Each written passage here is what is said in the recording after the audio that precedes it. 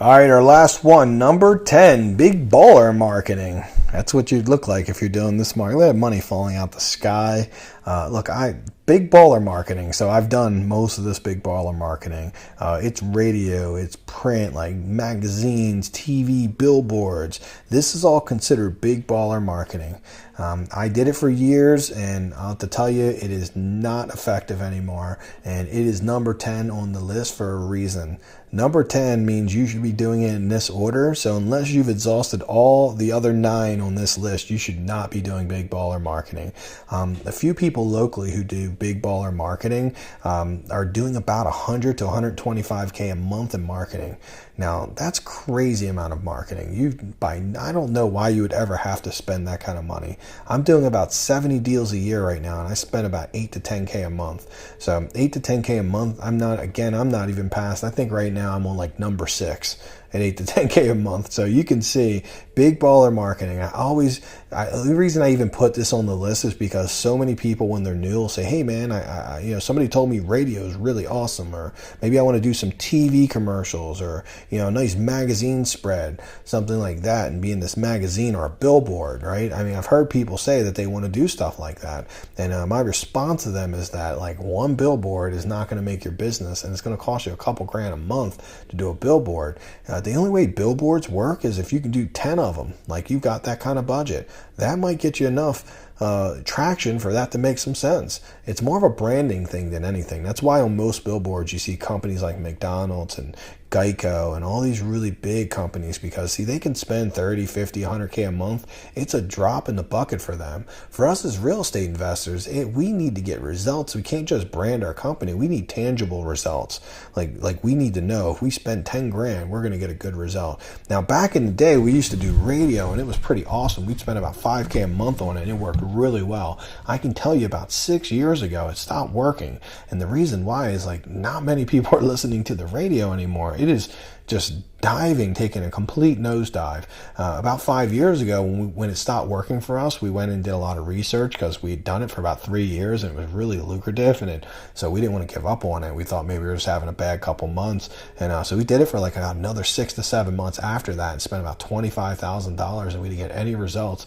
And what we figured out was that the listenership of the radio had dropped in half over that year because they started coming out with podcasts and all this YouTube and Facebook. People just weren't listening to the radio anymore. We started to have HD radio and Sirius radio, and I think Sirius is the main one I use. And so now like nobody wants to listen to commercials anymore. So putting a commercial on the radio just wasn't that lucrative because the listenership had went down. Now I do know people doing some of it now, but to be honest with you, it's highly competitive. And another thing that was really great about it, like 6 years ago when it still worked, was that no one else was doing it. Now a few people are doing it. So you have competition, and you have 3 or 4 people fighting over half the listeners. When we first started doing it, when we were getting a great result, it was like no one fighting over double the listeners, and it actually worked. But even then, it was like 5K a month to even start. So if you're not spending a lot of money and 5K a month means a lot to you, you wouldn't want to put all your eggs in this basket. This is a good marketing piece for people who are spending 30, 40, 50K a month, because 5K a month doesn't mean a lot to them. They can try it out. Maybe in their little town, the radio is still big and it could make a lot of sense. I know here in Baltimore, it's not working very well, but I can tell you, like if you're in a Midwest town, maybe you're in Florida, it could be dynamic for you, but I just wouldn't do it unless you're already spending, say, 10, 15K a month, and now you want to add another 5, and you're already doing plenty of letters and banded signs, and you feel like you're starting to get to where you exhausted those some. Well, maybe getting into big baller marketing is good then. But my first one that I like a lot is getting onto the radio. The radio has been pretty big for us, and we always get onto like talk radio stations. So what we're looking for when we do radios, we don't want to get on the rock channel. We don't want to really get on the sports channel as much.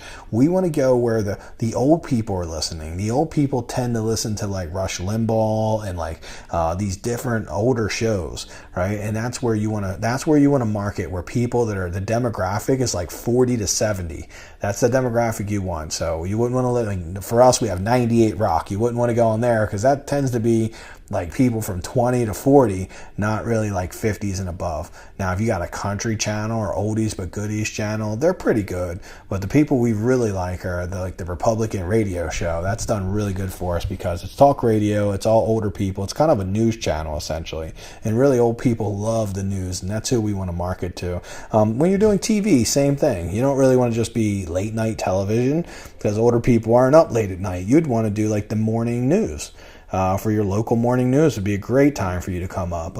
Or, what commonly shows that are, or maybe the afternoon news would be good, the 5 o'clock news. You see, older people still love the news. Like, I personally don't even watch the news. I don't even have regular TV. And I'm pretty old at 42. But to be honest, I'm even old enough. I'm still young enough that I'm not even doing it. So if you really want to get the people that are like 60, 70 years old, they're still listening to the news every morning. They're still reading the paper. So when we talk about print, the paper might work pretty well. If you're in your town, the print hasn't went down like it has here, but print again is not good because most people are going away from getting their news from a newspaper and getting it online. And then billboards and stuff. Again, I just wouldn't recommend them unless you're spending a lot of money.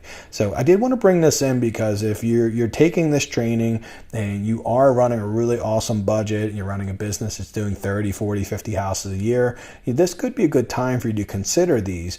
But if you're doing just a couple houses a year, again, why take the hardest path? Again, this is not the path of least resistance. It is definitely a really very hard, difficult path. It could be amazing, but you just wouldn't want to have all your eggs in this basket. We were spending about $25K a month before we even considered these. So because there's just so many other easy ways to do this that you don't need to do this until it makes sense. And for that reason, I made it number 10.